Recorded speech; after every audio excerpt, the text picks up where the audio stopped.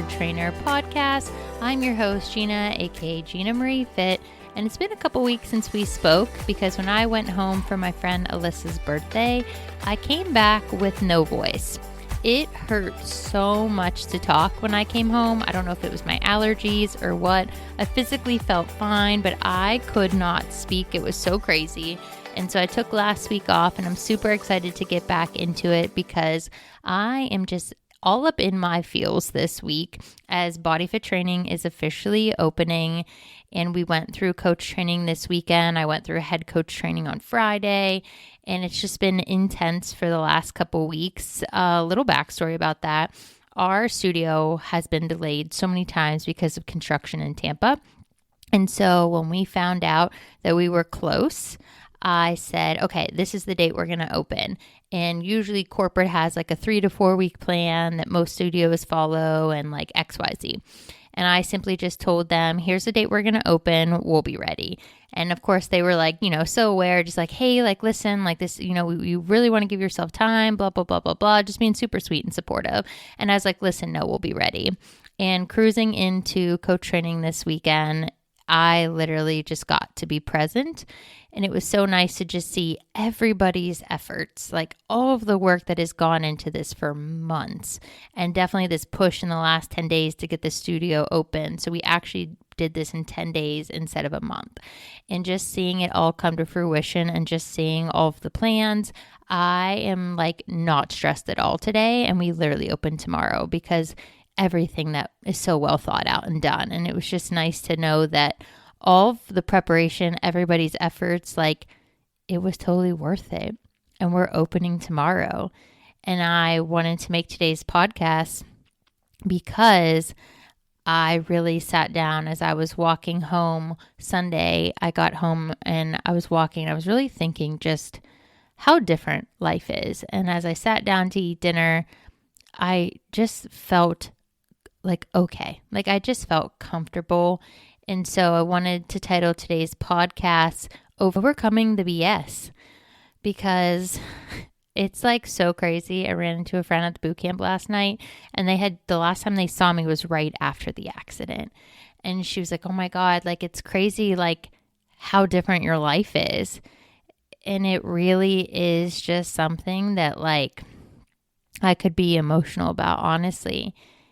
Like when I think 8 months ago, my whole life had gotten flipped upside down. You think about it, like my job that I moved down here for was sold to a different company and it was awful. The place I was working and training at was no longer. I realized like back in August, like, no, oh my God, even July, when I had started applying at other gyms in July, like I just wanted a role that I could grow, like I just wanted a job with more responsibility where I could learn not only just like different programming styles and expand my fitness education, but I really wanted to be more involved and make more of an impact. And so then that transition happened after the accident. And so I went from like a job change, having a accident I'm like lucky to be walking away from that I still am recovering because I have a traumatic brain injury. Then I had the job change. Like literally, I don't know, other than the last time my dad passed away unexpectedly, like the last time I felt that depressed and my anxiety was that bad. And it's literally why when I was laying on that couch, unable to pick my head up, just struggling to literally exist after the accident, that this all came to fruition. I got the job. The job I have now, I got to resign for my full-time job that was causing me like insane stress. I launched this podcast. I then became an online health and fitness coach for Project Breakthrough, and I expanded Sweating Together for a Cause. And it's like, just thinking how sad I was last year in June and July when I started having panic attacks, and I literally would be like, I was not sleeping at night before I would have to go into the gym because I was just so stressed and so worried. And it was just like, it's just crazy what happens and how different your life is when you are where you belong. And I really feel good and proud of myself. And proud is not a word I can ever use, honestly. I feel really proud of myself. because everything that makes me weird and unique in the sense of like my attention to detail, my OCD, my planning, my leadership skills, like every single thing I excel at, I've had to use in the last 6 months at this new job. And just knowing that I get to do it with such an incredible team and that we're all being so supportive of one another, it just makes me feel validated, and that all of the fears I went into this. And so I don't even know if I've spoken about this on the podcast, but when I took this job, I was absolutely terrified. And I have not even told my boss that. Like, I was genuinely so scared to do this again. Like, I was so scared to expose myself to another group of people. I was so scared to be another head coach again, because head coach is not a glamorous job. It's a lot of back end stuff that people don't even realize you're doing. There's not a lot of accolades in this job. Like, it's not a flashy job. It's an intense job. And when you're in charge of your peers, it is not easy. And so for me to do this again, I was just genuinely concerned that this was going to like not be what I should be doing again, and that I would have wasted all of my time doing something that maybe wouldn't align with where I'm supposed to be at. And that is not the case. You know, fears are valid, but those fears are just that. They were just thoughts, but they are not real.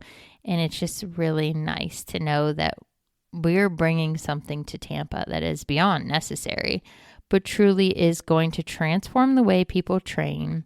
And it's going to be the game changer in group fitness. So all of that leads into today's episode.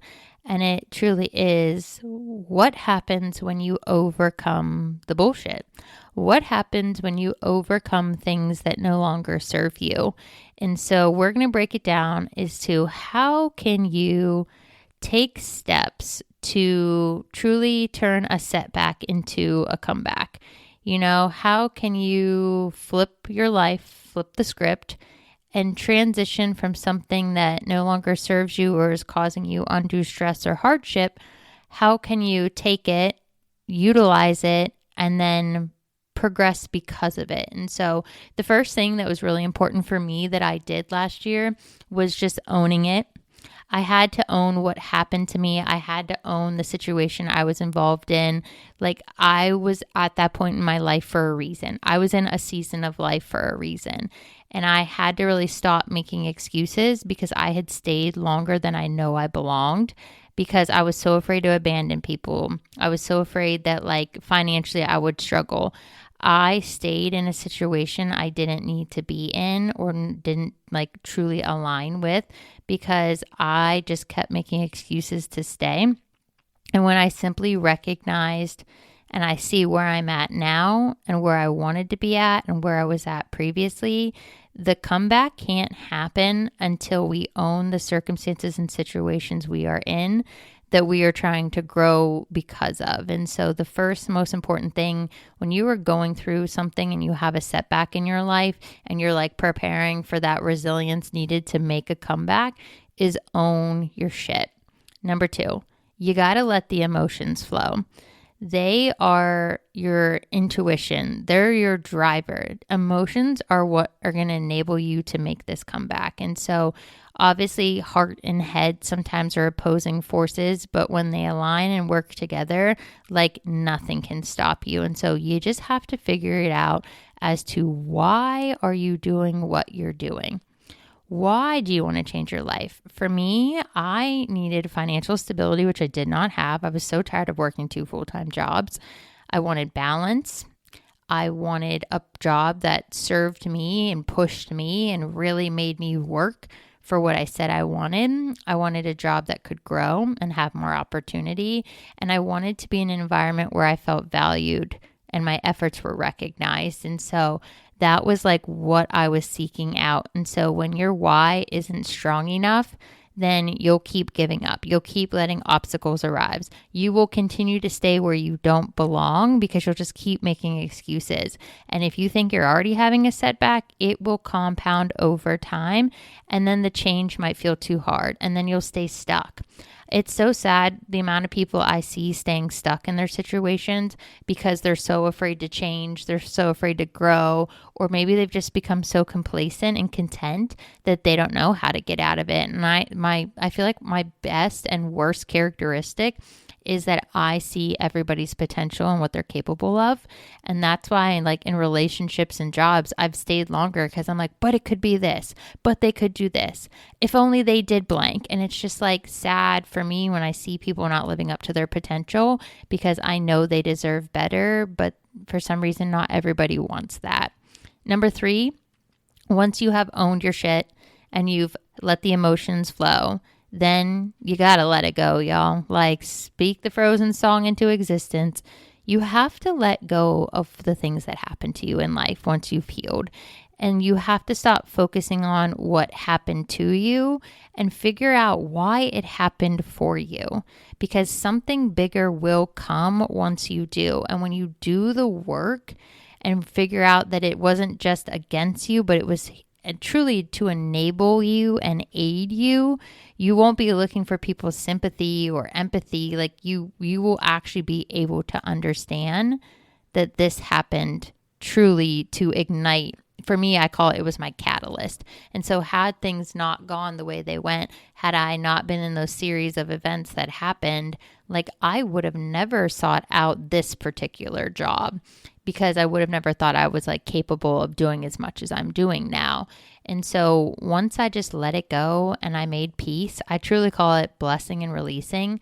Like I have no ill feelings towards anybody. I am not upset. Like I have nothing but love for everybody because the reality is every single job you do or relationship or friendship, every single experience in our life truly enables you to be better in the next situation. And so for me, I learned so much at both of my jobs last year. Like I am so grateful for both of them because it taught me a lot. It also showed me what I was capable of. It showed me what I deserved. And it showed me that I truly was playing small. And I had just become content. And I just was kind of letting life happen to me instead of doing things to better life for me. The 4th thing you need to do is once you have owned your shit and you've let the emotions flow, you officially have let the circumstances go. It's no longer taking up space in your head. You have to establish a support system. You really want to find, and I don't encourage you to share this with a lot of people, and y'all know why if you've listened to some other podcasts I've shared. You need to find a small support system that you truly know has your back. Not everybody's going to be happy for your success. Not everybody can look at somebody doing the most and be like, wow, look at what Gina's doing. Like, that's awesome. A lot of people will reflect on what they see in you, compare what they're doing or not doing, and then honestly will speak badly of you or will not support you.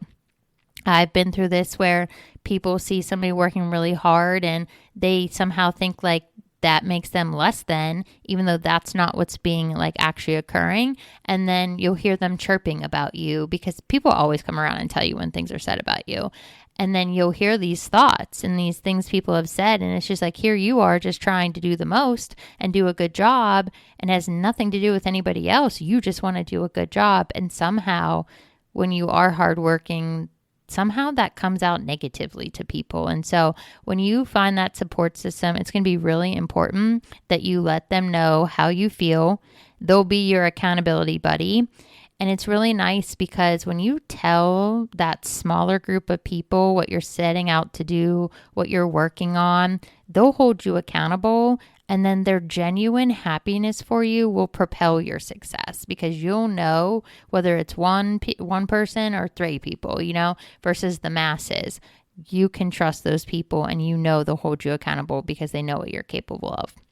Next thing you need to do is truly establish the groundwork of what it's going to take. You need a blueprint. You need a plan of how you're going to maintain the success you want, and then how are you going to actually expand and excel past what you thought was possible. And so this comes from discipline, habits, consistency over time. Habits are things that can be positive or negative, honestly, but you have to build up on the good habits. You have to set a schedule. You have to establish a plan. And then you have to reverse engineer that plan with all of the things you need to do to make that plan happen. And you have to stick to that plan. When people always ask me like how you do it, Gina, I don't know how you do all you do. Y'all, one, I don't have a choice. No one's coming to rescue me. No, I have no one. I do not have parents to call on to be like, hey, I need help. It's me. I have a wonderful family, but my immediate support system you're supposed to have at my age does not exist. And so it is me. So I have a plan. I have a planner. I have a calendar. I have it all written out to a T, to the hour, and my day does not end until I've accomplished that list. And life doesn't always have to be like this. When you're in a season of grinding, this is what it looks like 12, 14, 16-hour days. I haven't worked less than 10 hours in I don't even know how many months. But that's the season I'm in. If I do this now and I do this well, my life is not always going to look like this. My life is going to look vastly different here very soon. I am almost at the end of this season of grinding currently, and another one's coming. But it ebbs and it flows. But I followed that plan to a T, and that is why I can do what I do, because you have to know where you're going, how you're going to get there, and what you need to do to make it all possible. Once you've figured out that game plan blueprint for your success, then you need to decide. Truly, you need to commit to what is the day that thing is going to happen. For me, for this podcast, for example, I wanted to launch it on my birthday. And if you haven't listened to that episode, please do. It's a very important episode because I didn't think I was making it to my birthday last year. And that was before the accident. I was struggling so bad mentally that I didn't know if I was going to be here. And then the accident happened, and I eventually will make that podcast. I can't get through that podcast without crying. And I really would like to do some more video podcasts.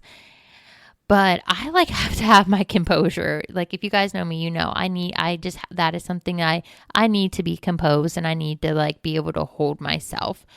But after that accident, it was so dark. And even today, this weekend at coach training, I'm watching so many people and their beautiful personalities. And I know it's there. You guys know I'm quirky. I'm weird. I love rapping when I'm teaching. I love having fun. I love being silly in class. I love just staring at you with my disapproving stare when you're lifting too light. I know she's in there. But ever since the accident, my personality was gone for a very long time. And the doctor even said he sees it coming back. But when I look at all these people being so free-spirited and so fun, it just inspires me because I'm so regimented, because in my head, when I'm doing things, I have such a hard time learning right now with my reading comprehension and my lack of scanning abilities. My brain those things have not come back. And so when I'm learning something or I'm in a training, I have to be so freaking focused, because it takes me twice as long to learn that I'm used to. And so I just can't wait for the day that I get to be myself again and I get to feel like myself. And I just keep praying every day, I can deal with the pain, I can deal with the fatigue, I can deal with the headaches, I can deal with spelling things wrong or spelling things backwards. It makes me look stupid, but it's silly, it's whatever, I'm human. I want to feel like myself again. And I just pray to God that happens one day. The next thing you need to do after you have truly committed to the date that you are launching what you're going after is you have to prepare yourself. Because as you start inching closer to that end game goal, and I had this situation this weekend, you will freaking start to doubt yourself. So you have to find a way to tell that bitch no, that is not what we are doing. You need to silence the negativity. You need to silence that inner part of you that truly doesn't think it's possible, that subconscious, those thoughts you don't tell anybody else. Prepare for those because they're coming for you. And then have a plan, because you have to be able, like I did on Sunday, to sit down and think to yourself, wow. I literally was just holy shit, Gina. Everything you've been through everything you weren't supposed to survive, everything that you have had to endure in your lifetime. You could be a completely different person and no one would even judge you. I could give up. I have so many reasons I could have given up. I have so many reasons why I didn't have to return to training. I could have completely gone into a different field. I had so many job offers last year. Like, it was insane. I had choices last year. And I'm so grateful I did, because not everybody has options. But I'm still scared. I am still worried. I want to be a good leader. And I am so nervous that I won't. But I wouldn't be in the position I'm in if I didn't deserve it and I didn't earn it. And so when you have those thoughts pop up, you have to recognize why they're popping up and then redirect and change the course of what you are saying, because we are our thoughts. So how can you redirect the negativity? For me, as I was walking from the studio home on Sunday, I was so freaking exhausted. And I just thought to myself, remember where you were 8 months ago. Remember where you were almost a year ago. I started having panic attacks last summer. Like, I'll never forget that day in my life, probably when the first one happened. It was the scariest thing ever. Just remember where you came from and what you've been through to get to where you are today. It will always continually drive you. And sometimes you just got to put one foot in front of the other and take life one step at a time. Next thing you need to do when you start to get into this routine, and it's something I am working on, is, okay, you've got a business plan, you've owned your shit, you've moved forward, you've healed. Now, what are you going to do to help yourself? You got to find a system to take care of you. Part of that comes to fueling your body with nutrient-dense foods, doing some form of movement, get outside, go for a walk, work out. Make sure you have time scheduled into that game plan to take care of you so that you can handle your cortisol levels and your stress, and your hormones won't be raging as you're having your stress that's already going to increase naturally from your workload.